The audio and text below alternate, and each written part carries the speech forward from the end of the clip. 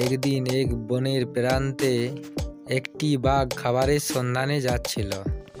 তার পেটে প্রচুর খিদে, কিন্তু শিকার পাচ্ছে না।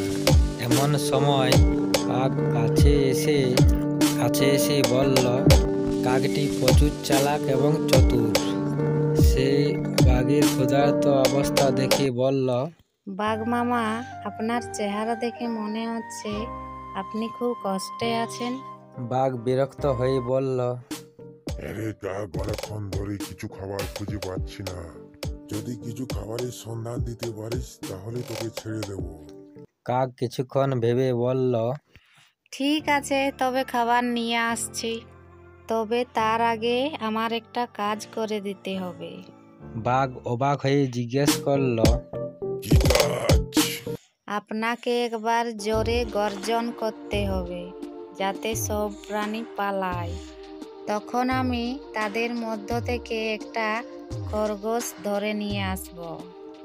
বাঘ তখন রাজি হয়ে একটা জোরে গর্জন দিল।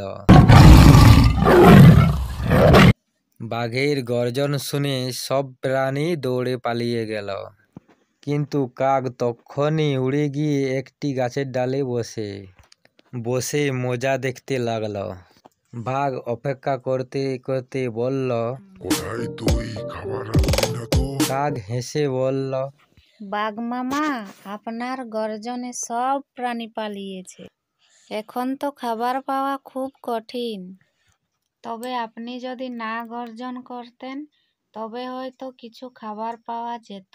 বাঘ বুঝলো কাক তাকে বোকা বানিয়েছে।